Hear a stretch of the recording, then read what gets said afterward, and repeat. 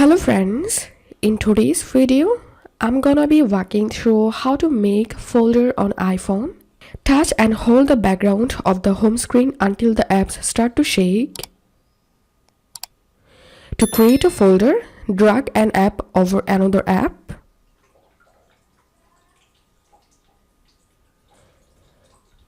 Drag other apps into the folder. In the folder, you can have several pages of apps.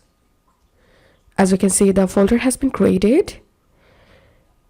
To rename the folder, touch and hold it. Tap on rename and rename the folder and tap on done. And that's how you can do it. If this video helped you, give a thumbs up and please consider subscribe to 5-minute solution. Thank you for watching.